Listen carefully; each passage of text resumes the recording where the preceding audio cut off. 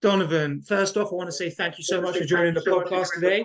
How are you doing? And yeah, how's 2023 treating you?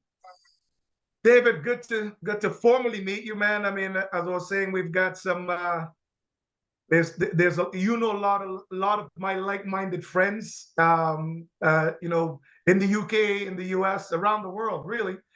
So it's good to be on a podcast with you. It's great to also be part of the track world. I mean, I have a podcast that we talk about track quite a bit, and I'm with CBC, which every year for the last 20 years.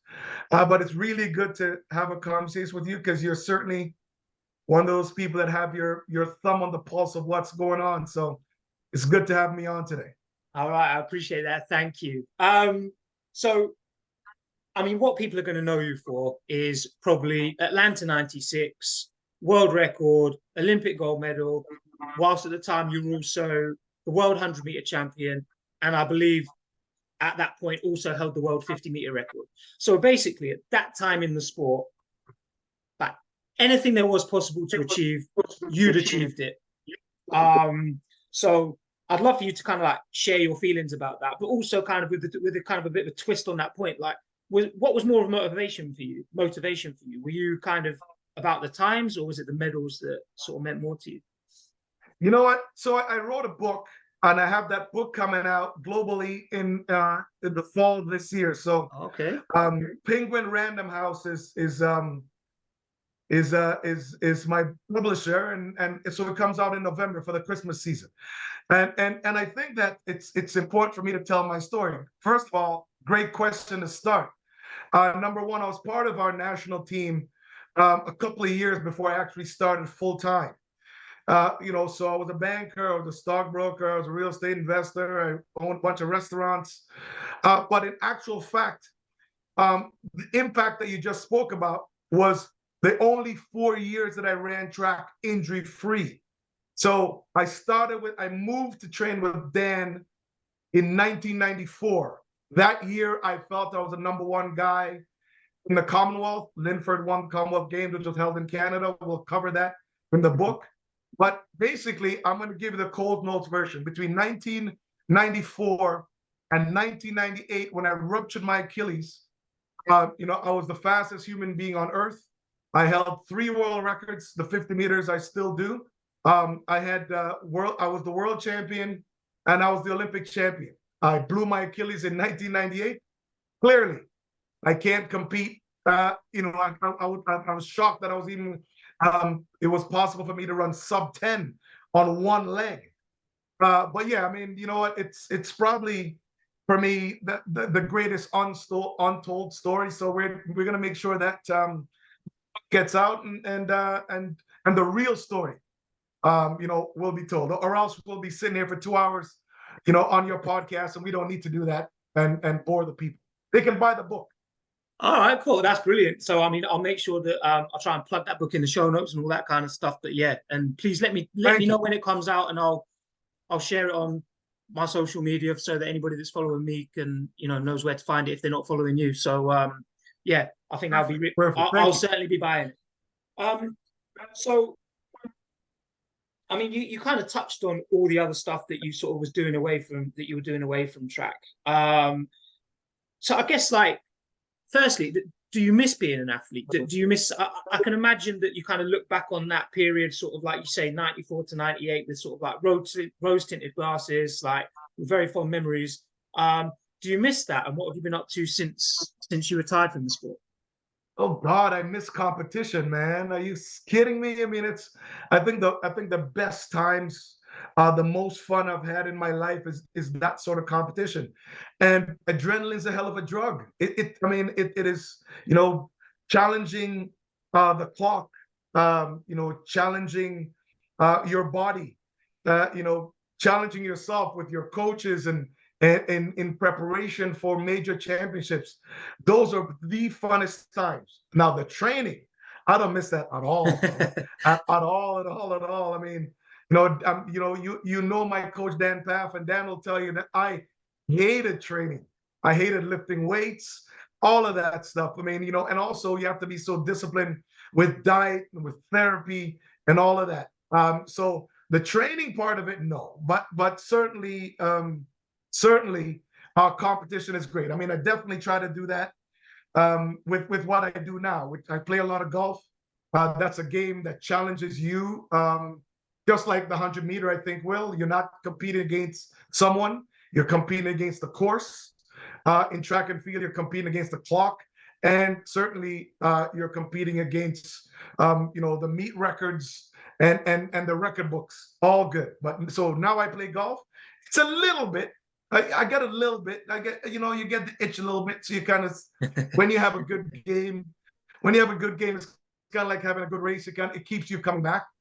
As far as business is concerned, there's tons of that's going on, and I'm a family man, so I try to keep that balance. Yeah. Okay. And so speaking about like the business aspect of it, do you feel that like I mean, I know you were involved in business before you transitioned into track, and then you sort of transitioned back into business. But do you feel like there's a big crossover between a lot of the skills that are required in business and high level athletic events? You know what? Not so much in athletics, because I think that my mindset was different. I mean, I was almost like an outsider. I was like the odd duck in track and field, because it appears that it's such a like a circus, like a team sport, right? Mm-hmm. And I think that the business model of track and field is not like tennis or like golf. I mean, and I like that. I always thought that I was a brand and I was a company coming into track and field. My sponsors, whether it was Coca-Cola or Adidas or whomever, they were like my partners, and I treated them that way. I thought that our federation was basically the administrators of my business, and so the business model of track and field, I wish it changed, and it be formulated more like golf or more like tennis. But again, it is a team sport. There is governing bodies. When I came to track, I certainly was more business oriented. I thought of just partnerships. Mm-hmm. I just look at like when I look at today's track and field, I want to see something like imagine if the IAF and the IOC had the same relationship, and with like the contracts and media, like Tiger Woods has with the PGA, and himself and golf, right? Then you look at Bolt. Bolt would be worth $1 billion, Mm-hmm. because he then gets a piece of media. He gets a piece of filling the stadium. He gets a piece of a ton of stuff as opposed to just one flat fee. I am definitely not complaining, because I was one of the highest paid track and field athletes, making six figures every single meet. So I mean, I'm not really ever complaining. But I think when I came to track, I looked at it as a business. That's why we like instigated and initiated the one-on-one race, for instance, after Mm-hmm. that opportunity came up. And although that sometimes people look at it as a farce, I think that Michael Johnson and myself should be commended for being trailblazers and pioneers in something that had never happened before and has never happened since. I mean, Yeah. we wrote ourselves checks for $500,000 each. I mean, my payday, for instance, that day, including all my bonuses that were in my contracts, were millions of dollars. I mean, I think it's 3 to 4 million US dollars for one day. Wow. So Okay. I'm hoping that people see I hope people see the business side of it, because I've always been that way. So there's essentially that there's a lot more, there's a lot of untapped potential there. Is how you feel about it? Oh my God, David. Yes. I mean, just saying to you that here's the thing. Track and field is the most popular singular sport on the planet. Soccer, clearly, is the number one team Mm-hmm. sport, and whomever is going to argue with me, go kick rocks, right? I'm saying to you that every single country on the planet, has track and field athletes. So it is the most popular individual sport on the planet. So yes, so if you were to gather those people, for instance, that run the PGA and leave, for instance, and they help Seb, along, and the people, our great leaders, the IOC and the IAAF, just help them along, or just give them the business model. There would be so much more business, so much more sport, so much more engagement in involving everyone. I'll tell you this: every single person who ever participated in the Olympic Games and made it to the podium, who is alive today, there should be a red carpet gala every year to celebrate all those people. And I'm saying to you, those, if you're alive and you're celebrating with the people, with Fred Curley and with Shelly Ann Fraser, like you should be, like, the power that we have as a group, all of that should be celebrated today. And I think that I think that it's lost, because at times I feel that a lot of athletes are just numbers. And so I think that the governing body, we all need to unite and kind of get the power of what this is. Yeah. Every single time, as you know, in any major championships, when track and field, at the Olympics, when track and field is on, everything else is forgotten. Everything else. You already know. I agree. I would imagine that most people, when they think about the Olympics, that's what they think about, track and field. Obviously, you might get people that are like heavily invested in swimming, they think of swimming or whatever. But the general person on the street, when you say Olympics, they're probably picturing track and field. 100. But that's the point. It's 100%. I mean, it's like I know that, like, it's always funny because I've been with our Canadian broadcasting since I retired, and my statement every single time when I show up is like, "Oh, the Olympics is about to start," and they're like, "Oh, come on, dude, you're disrespecting the other sport." I'm like, "I'm not. I'm just letting you know that what I am doing is, I mean, clearly I am biased, but clearly I'm saying, hey, man, the entire planet now is going to watch whatever athletes they have, representing their country in whatever events within track and field that they're competing in." Yeah. Okay. Absolutely. Yeah, I agree with that. So I want to kind of go back to your childhood and growing up and the sports that you played. So my understanding was that you were quite heavily into basketball. And am I right in saying it was basketball that led to the Achilles rupture? Am I correct on that? Oh, I mean, yeah, it was recklessness that led to my Achilles rupture. But to your question, I was born in Jamaica. Right. So I was running track from I was 5 years old. Again, all of this is covered in the book. I was one of the top sprinters on the island. I competed in high school in Jamaica as one of the top sprinters when I was 12 years old. So I just didn't just fall off the turnip truck. And then when I moved to Canada, loved basketball. I loved the basketball became my passion. And so basketball, I mean, it's still my passion to this day. Every single Monday night, I play in a men's league. I'm 50 years old and I'm playing with the boys still. So it's still my passion today, actually. But track was something that was, I am Jamaican. So track and field is part of my DNA, and sprinting was my thing from I was 7 years old. Yeah. Okay. All right. Fantastic. I didn't realize that track was such a big part of your childhood as well. Like, I'd read a bit about the basketball, I heard about the basketball, but I didn't realize. So the impression that I got was that obviously you're an athletic guy, and this kind of comes on to my next question. I knew you'd been, as you kind of touched on before, like highly successful in the business world.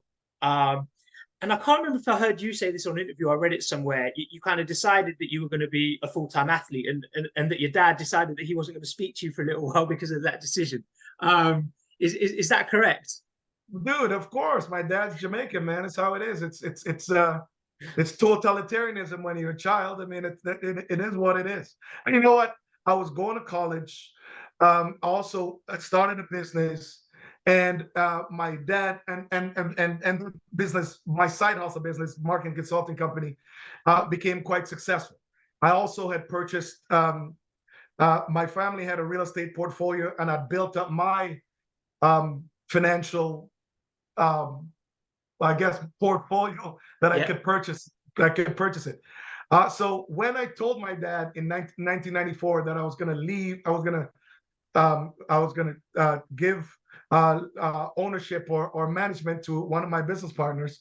I was going to quit school, and I was going to leave to go and run track. He said to me, "So how much money are you going to make from that?" And I'm like, "I don't know, Dad. I think a carded athlete makes like 15 grand a year, something like that." And he goes, "Making that in a day, like whatever, right?" So yes, he was extremely upset, but I think my dad kind of understood a couple of things. One, I had joined our track team in 1991. I was extremely frustrated with the sporting governing body of Canada and its leadership, and also they disrespect me quite a bit. So I was now on a mission. So I didn't care about the money. For me, it was almost like I'm gonna bet on myself. Mm-hmm. Like I'd seen how fast people were. I also had seen how fast I was. I mean, I ran 10:20 with zero training, Right. with zero training. Zero weights, zero nutrition, zero structure. So when Dan and I met, he's kind of like, "So let me get this straight. You've gotten here, and I'm like, no, I'm not training, dude. I mean, I'm in the clubs, I'm hanging out with my buddies, whatever." And he's like, "Okay, so when you want to get serious, you got to come see me." And so that's how that all started. But yeah, my dad was not very happy that I decided I was going to go to LSU in 1994. But then obviously realized that. So I moved to LSU to start training in March. Mm-hmm. And the track person, you can't go so I had zero foundation. Understand, I had no fall training. Mm-hmm. I moved to meet with Dan, started training in March. And by June of that year, I was like ranked number 5 in the world. In the like 6 weeks later, So yeah, there was a different. Yeah, I'm lucky, but yeah, definitely I'm blessed. Was it a difficult decision to make? Like, I mean, how did that? So obviously you're coming from like a really successful field, and you obviously know how good you are as an athlete. Um, was it an easy decision just to say, right, do you know what? I'm stopping this for now and I'm going into this full time. Was it simple to make? I'll tell you what was easy. I knew that I was getting older. I knew that the clock was ticking. Mm-hmm. It also was the right time and the right amount of pressure. In 1994, my girlfriend at the time was pregnant, and so business was going well. It was just the right time. I think it was just kind of like the time that I thought, okay, there's no better time in life and no more pressure in life than right now. So I'm gonna go. Like, if I don't get it done now, then I can always go back. I Yeah. can always go back and be an investment banker. So it wasn't an easy decision to make, but it wasn't a hard decision to make. I think because of where I was in my life financially, Mm-hmm. and also, I think psychologically, I was sick and tired of dealing with, you know, like some of the situations with Athletics Canada and with the Canadian Olympic Committee, and decisions that they had made on my behalf. Right. So I also realized at that time that the only way that I'm able, I mean, I have control issues. I have no problem telling that to anybody. But the only way that I'm going to make decisions and like definitive decisions about my life and my goal was to be at least the top sprinter in Canada. So the goal was just to get away, get into a structure, start training, stay away from the clubs and dining out in the restaurant every night, get on a nutrition program, get on a weight training program. All it was just getting to structure. And I'm like, if I can go down to Dan in March, get into a structure, then I'll be ready for 1995. That's just what I thought of. Okay. But I started training, and I guess a lot of people started seeing improvements like they've never seen before. I mean, I think I gained like 10 pounds, like in like weeks. Like it was just like, I'm like, oh my God. And Dan's like, you see what happens when you drink water and when you sleep? That's what happens, buddy. You see what happens when you're eating properly and you're not sleeping 2 hours a night? I'm like, oh, okay. I got it, buddy. All good. So how did you meet that? I met Dan. Dan was actually Glenroy Gilbert's coach at Ah, LSU. okay. Okay. Yep. He also, the Canadian, and also when Glenroy was going to university, the Canadian team would have a relay camp at LSU. So I met Right. Dan in 1991, actually, when he was the coach there. We certainly got closer in 1993 when he was also one of our relay coaches. Right. Okay. Okay. Yeah. So, um, I guess, I mean, obviously you spoke about being a bit of a trailblazer with regard to the one-on-one with Michael Johnson and stuff, but the way that I view your career, and this is very much an external perspective, kind of when I'm looking back to when I was growing up, but obviously you had so Canadian sprint, you had the Ben Johnson stuff going on at the end of the 80s, and then Correct. kind of during the early 90s, you'd have Bruni that would be making finals. But then I feel like you've come into the scene, and then all of a sudden we're in like a golden age of Canadian sprinting where Bruni's not just making finals now, he's now competing for medals. The Canadian relay team won the worlds in 95 and 97, I believe, and obviously in Atlanta 96. So Right. I feel like you've sort of like really helped find the path to that. How important do you think it is, like having sort of pioneers and mentors in that path? You know what? Listen. Well, the thing is, I mean, I'm gonna be even more direct than you were. I mean, I felt that the Canadian team were. I mean, when I came into the Canadian team in for instance in the early '90s, I kind of felt that we were satisfied with being participants. Right. You know, happy. There was a band of happy to be there guys. Yeah. And funny enough, one of the things is, I mean, you know Linford. So Linford is, I mean, obviously Linford is someone I competed against, but Linford to me was the mentor that I looked at then, because I'm like, Jamaican guy from Kingston shows up and he's kicking ass. He's unafraid of the Americans. He shows up and he's ready to go every single time. So that's what I looked at. I kind of felt that the Canadian team, like in 1991, I was unprepared, I was untrained, but I felt that I was the best guy. You know, Yeah. funny enough, I'm like, I'm the best guy here. And it's not disrespect to Bruni or to Glenroy or to any of the athletes that were competing there. I just felt that those guys were so satisfied with just wanting to be part of the show. And I'm like, nah, I like Linford Christie. Linford Christie is the MS show. He's the guy.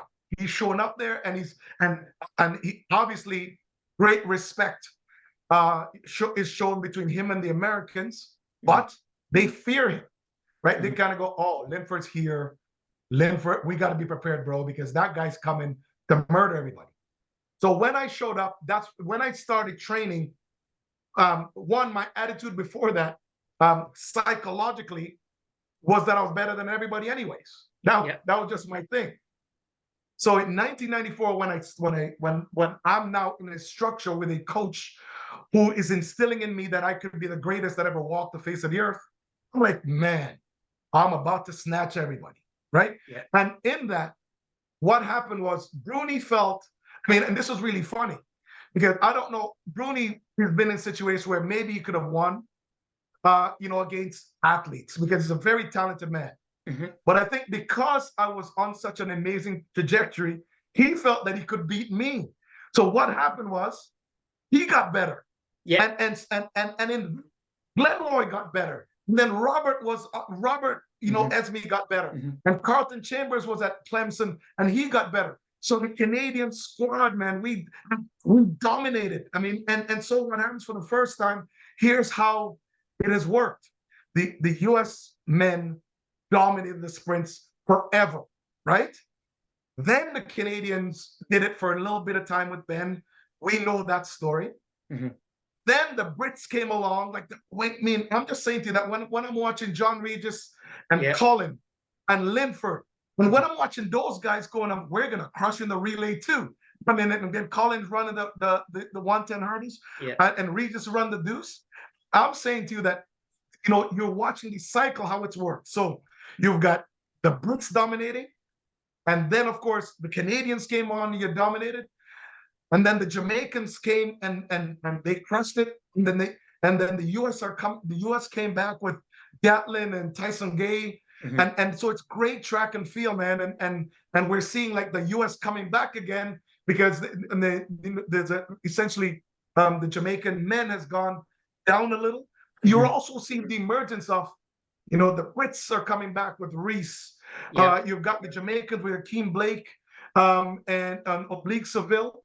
The US is spectacular. The Grass is doing well from Canada. Him and Aaron Brown. So when you look at the cycle, and I'm excited to kind of see, it's a level playing field where everybody feels that they're invincible, and it only brings a great track product. So when I'm looking at the great track product, I always revert back to the business. I'm like, man, the top 20 sprinters or the top 20 athletes in any track and field events could be millionaires. So it goes back to business again for me. Yeah. You know what I mean? So I know the talent is there. Yeah, that's what we're talking about. So I just want to make sure that all of them, are just financially, viable in their country and in their event. So this is something that we can look at it like how we look at the top 20 golfers or the top 20 tennis players in the world. Yeah. Okay. And absolutely. I mean, I agree with everything that you're saying. And I think that, it's really interesting that once, you go in cycles and one person, one country starts to dominate, and then they seem to sort of bring others with them. And I think that this kind of segues quite nicely onto the next thing that I wanted to ask you about training with Dan, because obviously, in the late 90s, for me, again, growing up from an external perspective, there were two training groups. There was John Smith, and then there was Dan Pfaff.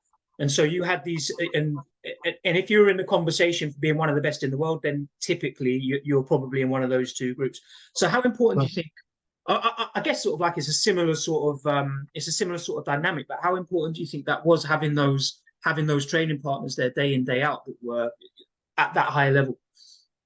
Well, a couple of things, and I'll address it one at a time. One, I believe, and clearly I am biased, I believe that Dan is the smartest coach that's ever existed in the history of the world. I'm saying this because there's absolutely no athlete that Dan Pfaff's ever coached that's never improved. And that's a 1,000,000% average. You know what I mean? Yeah. Clearly I'm biased. The training squad is great, but I'll tell you this: Dan Pfaff is not a business guy, because I mean, I cover that in the book, and I love Dan for this. Dan will coach anybody. Dan will coach. If someone showed up, if a man showed up and he's 30 years old, running 13 seconds, Dan Pfaff will make time for him. Now, that's how I got to Dan. Now, when I was there and I was undisputedly the #1 sprinter in the world, I'm like, Dan, we've got 30 people here, bro. We've got to get rid of some of these people. But he's like, nope. Donovan, is how I got you here. You became the very best. And so I got to keep some of those guys. So Dan is not a business guy. I mean, me saying that, I was trying to reduce the group. I cover that in the book. I mean, and we kind of go through that where I left Dan and then I came back. But yeah, Dan, I believe is the best coach. The training group is extremely important, because the other thing is, you had world-class people. I mean, the fact that I'm training with Kareem Street Thompson, training with Glenn Roy, Kareem Street Thompson, Obadeli Thompson. I'm training with the top sprinters of the day in my group. You know what I mean? So every single day is a race. Every single day is competition. And the fact that training, I mean, well, I hated training, but they made it, it was such an ease, because I come in, put my headphones on, listen to some music, where practice became routine. So when I stepped on the track, I knew I was prepared. So, I mean, again, having the best coach that I believe, every single thing that man says, and if he didn't know it, he would find research, or he would do it, or he would call somebody in his vast network around the world, and he'd come back and have an answer the next day. And having an incredible training group with the very best in the world, man. Yeah, it was again one of the best and most fun times in my life. So I'm going to almost extend that from my experience of spending a bit of time with Dan Pfaff as well. Is that not only is he supremely intelligent, but he's very effective at disseminating that information and making it digestible for anyone. Because 100%. He's far more into, he understands things far better than I would understand it. Yet he can give it to me in a way where I can now understand it. And right. I see a bit of his coaches' education stuff, and so this is more when he's kind of speaking to coaches. Is that he has this very kind of like high-end language, a lot of complex terminology. But my experience of seeing him coach, actually, what he did was really quite simple. And I think that's kind of, there's a saying something along the lines of, if you can't explain it to a 7-year-old, you don't understand it, or something like that. And when I think of that, I think of Dan. He's taking all these complex ideas and he's distilling it into something that is actually quite simple, but yet it's encapsulating all these complex theories that he wanted to address. Well, I'll tell you this. I mean, and this was part of and I left Dan to go be with another coach. We didn't intellectually connect. I mean, so Dan navigating through the nuances of track and field, where he can take a book written by Einstein, and he can have this dialogue with whomever the person is, and that person can absorb it. Mm-hmm. Yet he, as you said, he like somebody who might not be, I mean, because Dan speaks high level, as you know, a lot. Dan can go in and address a group of professors, a group of PhD students from MIT. But you can stick him in a room with a bunch of 10-year-olds and they'll get the exact same information from him, and he actually knows how to separate it. So yes, man, I mean, again, you and I are both biased. Or now I know that you're biased. I am biased. I know you're biased. I got to tell you, yes, Dan right now is one of the greatest minds. And again, when you think about the sport and how the sport is today, he's one of those guys. He'll call me and we'll talk about simple things. Last year we were having a conversation. He's talking about not last year actually. Well, last year, yes, he was telling me about how impressed he was with the sprint times that were being run, or how not impressed he was. More importantly, and then he was addressing the track and the shoe technology, and then we're talking about in 1998 when Adidas was trying to create the shoe and changing 3 or 4 times, 5 plates in 1 year. When he was talking about how it is that we would perform with today's technology, and he's going through all of this stats. I'm like, dude, I thought you don't coach anymore. But again, he can't help himself. I mean, going through, absorbing information, sharing information, and then addressing it and sharing with people is something that, again, this guy is in a league by himself.